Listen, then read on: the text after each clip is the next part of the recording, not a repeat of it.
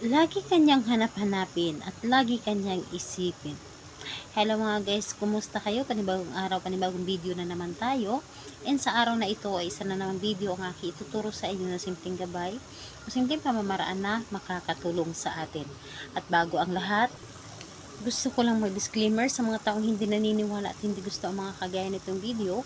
Please skip this video and maghanap kayo ng videos na gustong gusto nyo, dahil ang video na ito ay para lamang ito sa mga taong naniniwala and gusto mag-try. Sa lahat po ng mga nagko-comment dito sa aking video dito sa loob ng aking channel, mag-ingat sa lahat ng mga nagre-reply sa inyo na dinadala kayo sa kanilang WhatsApp in Imo app upang makaiwas po tayo sa scam. Ngayon po ituturo ko sa inyo paano kayo laging hanap-hanapin at palaging iisipin ng taong minamahal po ninyo, lalo na kapag siya po ay nasa malayo o magkalayo kayo sa isa't isa.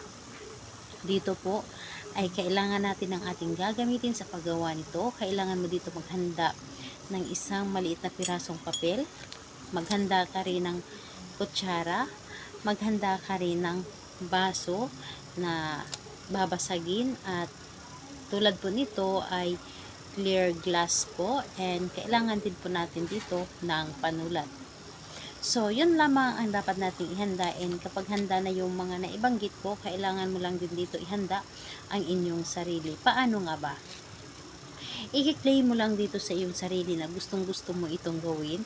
I-claim mo na ito ay para sa iyo and hindi ka nagdududa sa isang ritual. So, kailangan dito is buo po talaga ang iyong loob, iyong tiwala at paniniwala sa paggawa ng isang ritual, dahil dito po is kailangan natin dito ang inyong tiwala or paniniwala. Dahil kapag gagawa ka ng isang bagay na hindi ka naman naniniwala, ay hindi ito magkakatotoo. Kaya naman is kailangan natin dito yung tiwala mo.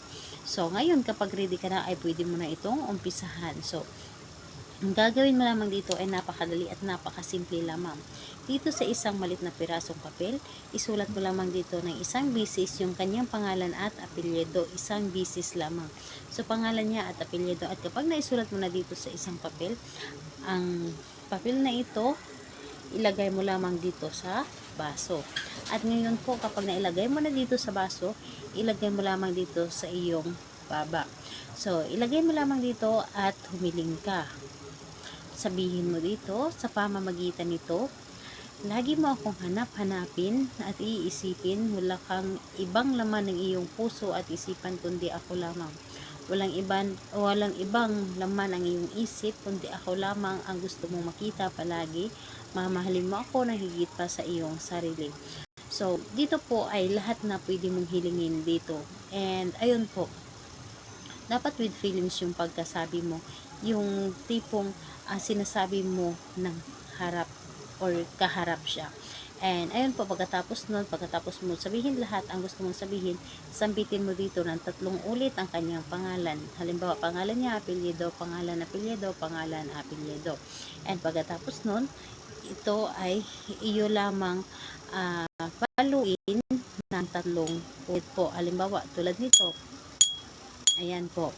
So, ayan po, panawagan po yan sa kanya para mas maramdaman niya ang ginawa mong ritual para sa kanya. And saan ito ilagay ang baso na ito na nagkakalaman ng papel na ito? Ilagay mo ito sa ilalim ng inyong kama. So, kung wala kayong kama, pwede naman sa ibabaw ng inyong cabinet, sa inyong jura box. Basta mailagay nyo lamang ito doon. And hayaan po ninyo na maramdaman niya ang ginawa mo, and ipaparamdam niya sa inyo kung gaano ka-importante para sa kanya.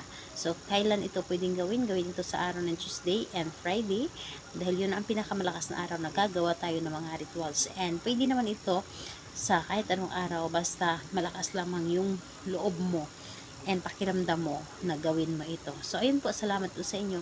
Bye bye everyone. God bless us all.